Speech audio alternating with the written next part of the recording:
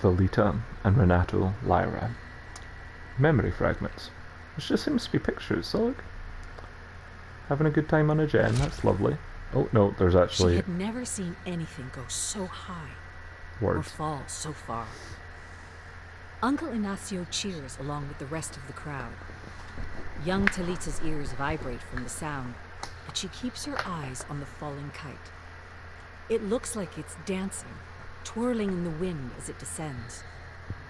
The match was the highlight of the day, exciting from the moment the 10 contenders threw their kites skyward. The cheers came in waves as strings crossed, and one by one the kites fell. The silence surprised Thalita as the contenders on the field came down to 2 men, a teenager from Botafogo and Uncle Ignacio. Mom and Dad hug Ignacio so hard they don't notice baby Renato crying in Mom's arms. Ignacio is beaming, the same twinkle Thalita saw in his eye as he assembled his kite that morning. She watches Ignacio walk up to the teenager and shake his hand. The boy smiles. Of course he smiles. He's among friends and peers on a bright, sunny day in the most beautiful country in the world, celebrating. The boy doesn't care that he lost. It's the people around us who matter most. Thalita looks above the crowd and watches the boy's kite touch down softly on the ground. He fidgets with his hands. All he wants to do is fly a kite or work on the puzzle sitting in his bedroom. So much talking. It's useless. It's boring. We're here to fly kites, not talk. Renato looks around at the other kids. None of them are fidgeting like he is. They're not shifting their feet or looking around. It's so strange how they can stand so still and watch Thalita demonstrate kite design. Not just watch, but listen.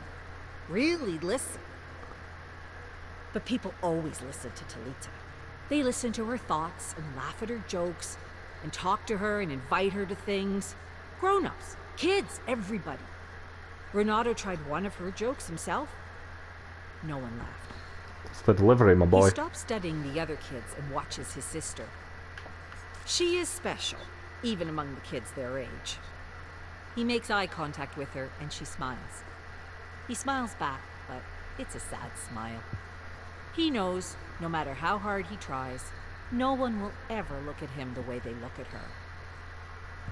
Finally, Thalita ends her talk and it's time to throw their kites into the air. It's a beautiful, sunny day, bright even through his sunglasses. He hears some of the kids comment that it's too bright to see their kites so high above the beach, but he doesn't let them distract him. He can see his kite just fine, and he can see his opponent's kites too.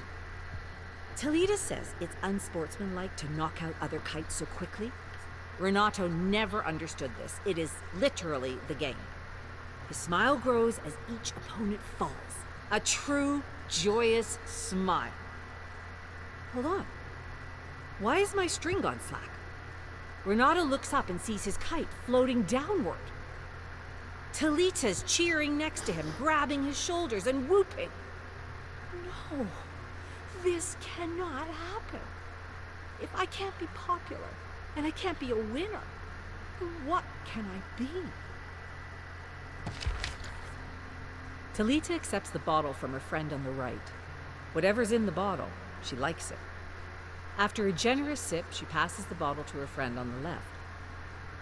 They are sitting around a small bonfire on the beach, all 10 of them, laughing and singing into the quiet night. The perfect capper to a long, tiring, fun day at Ignacio's shop. Renato went home immediately after they finished closing up.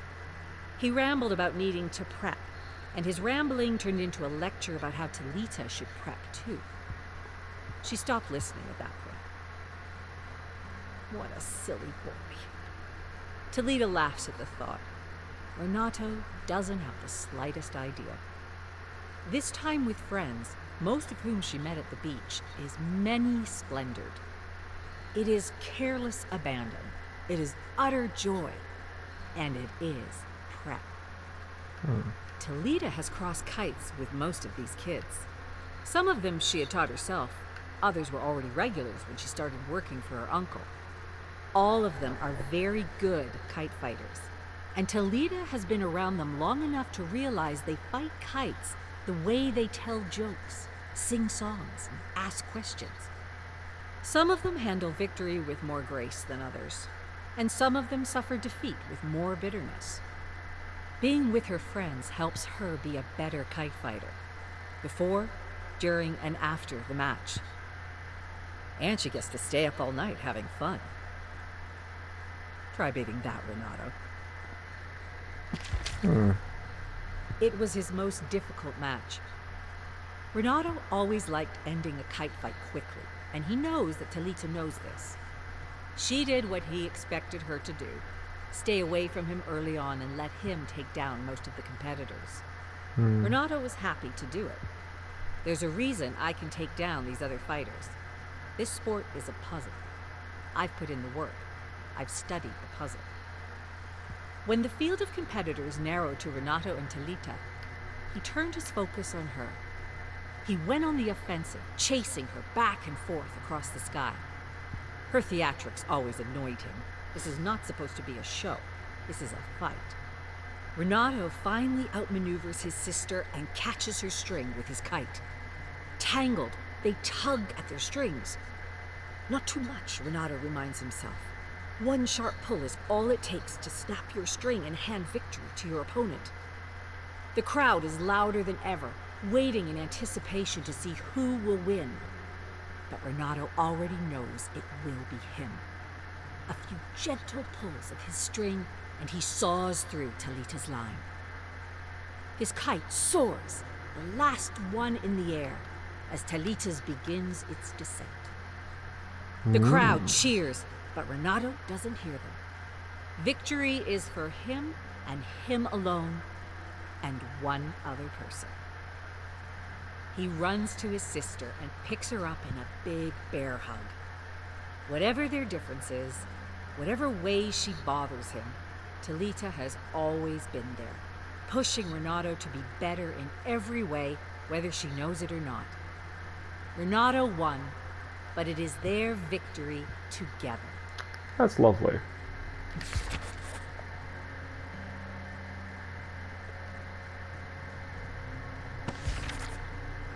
She sits at one of the tables. Her dad says she's too young to sit at the bar, even though at 11 in the morning, the bar is not open.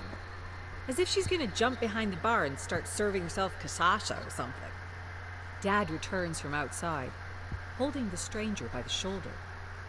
He looks like a grown-up, but Thalita knows that everyone over 20 looks like a grown-up to her.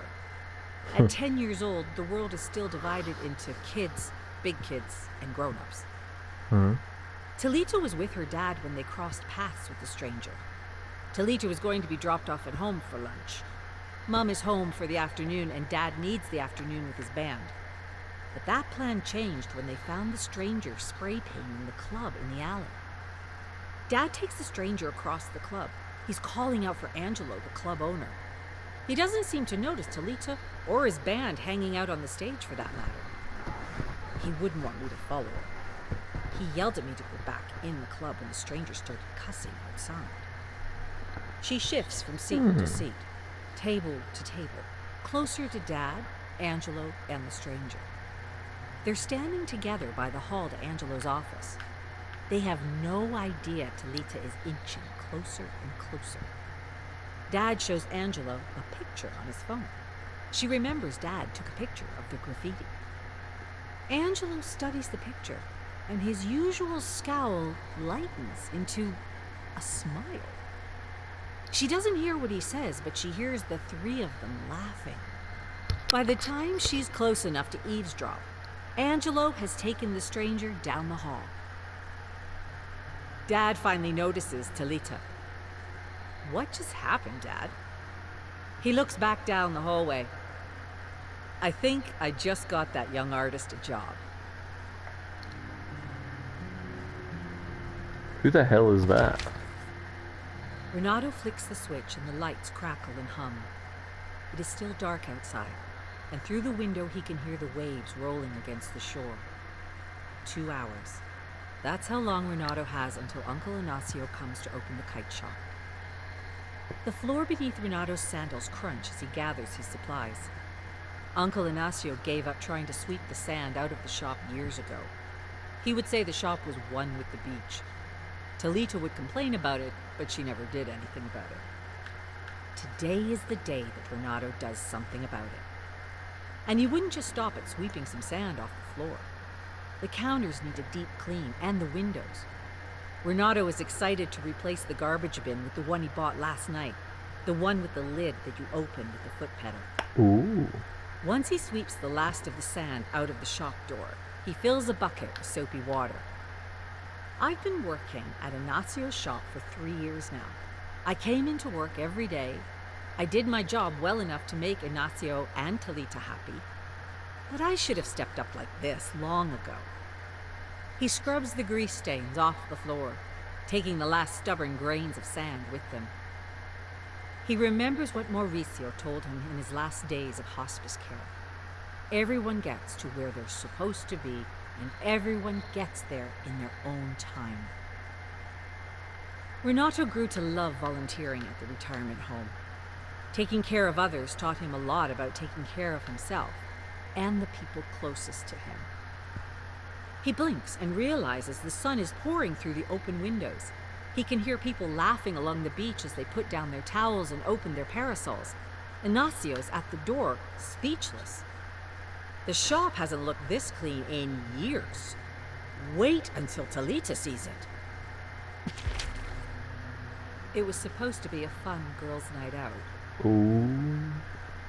Thalita walks back to the table with a tray of shots and realizes Luisa, Dolores, and Beatrice aren't there. Where did they go? She hears excited chatter from a group of girls standing by the bathroom. They're not waiting in line. In between the excited chatter, she hears yelling from the other side of the bathroom door. Thalita breaks through the crowd of girls and into the bathroom. She remembers Dolores had mentioned that she would smack Antonia if she saw her here again. Uh-oh. And she only got angrier the more Thalita and the others tried to calm her down. Thalita stands, gobsmacked, at the sight of Dolores and Antonia on the white-tiled floor, arms flailing. I must have missed the big smack Dolores was talking about. Luisa and Beatrice are against the wall, yelling for them to stop. Someone creeps out of a stall and steps around the fight, leaving without even washing her hands. Thalita is scared and excited. Let's see if I remember what Mom taught me. Antonia is on top, swinging her arms down, ignoring Dolores' cries of "Stop! Get off! And leave me alone!" Oh Thalita no. dives in, brings her arms around Antonia, and rolls her away from Dolores, pinning her on the ground. Antonia tries to push Thalita off her, but Thalita comes down, putting her weight on Antonia. She curls her arms and legs around Antonia's. Try taking a swing at me now, Antonia. But she can't. They are interlocked on the floor, almost frozen in place. Antonia can't hurt Thalita, and Thalita can't hurt Antonia. But the point isn't to win the fight by hurting anyone. The point is to win the fight by stopping it. Mom wanted me to be able to handle myself without getting arrested. Good mum. Thalita tries to speak without compromising her position. She shouts to be heard over Antonia's obscenities. "Get a bouncer in here, now!" Beatrice runs out of the bathroom. Dolores watches, stunned, amazed. Is that jiu-jitsu?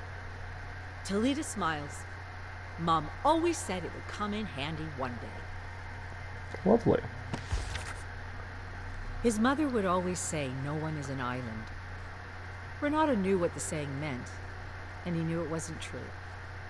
Renato felt like an island most of his life, either unable or unwilling to build bridges and connect to the other islands that would pass him by. Renato breathed in the clean air. No cars allowed here. If I really were an island, I'd want to be Ilha de Paqueta. His family had brought him out here when he was a teenager for Festa de São Roque. His family loved it. Everyone loved it. He hated it. Too crowded, too loud, and the fireworks. Renato couldn't understand how anyone could enjoy fireworks. But Renato isn't a teenager anymore, and today isn't Festa de Sauroki. The island is quiet and peaceful. The sun is shining, and the breeze is cool. His feet ache from hiking the island, but he doesn't mind. There is peace to be had on Paqueta that is unlike anywhere else. Renato drifts into a lush park and sits on a bench. His fingers twitch. He doesn't have his guitar with him or any puzzles. His phone battery died long ago. He relaxes his hands and tries to enjoy the stillness. An older couple walk past him, towards the trees, and roll out a blanket on the grass. Renato watches them as they eat and drink, laugh, and kiss. He wonders if they are from Rio or Brazil. He wonders if they have kids and are enjoying a stolen moment away from family. They look happy. Renato tries to picture himself sitting on that blanket, having a picnic with... who? It's hard to imagine anyone would want that sort of life with him. I'm happy to be an island, I think. I've got a long life ahead of me. Oh. I may change my mind. The breeze picks up again and he closes his eyes, taking it in. Okay, just before we watch that clip. Ah! I wondered. Hide text? Show text? Oh. I was a bit curious.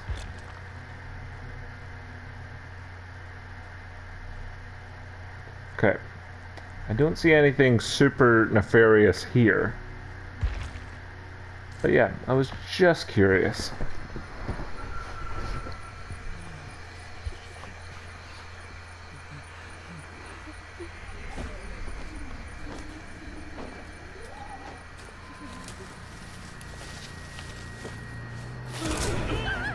Ooh, I got a fright.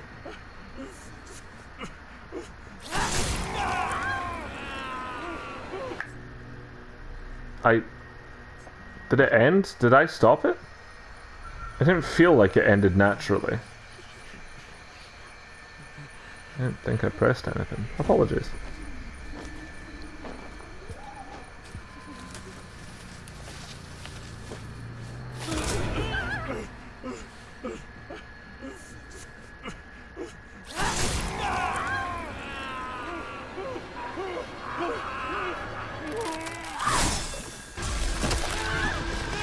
Oh, that's how you split them in half. I was picturing along the belly. Oh my god.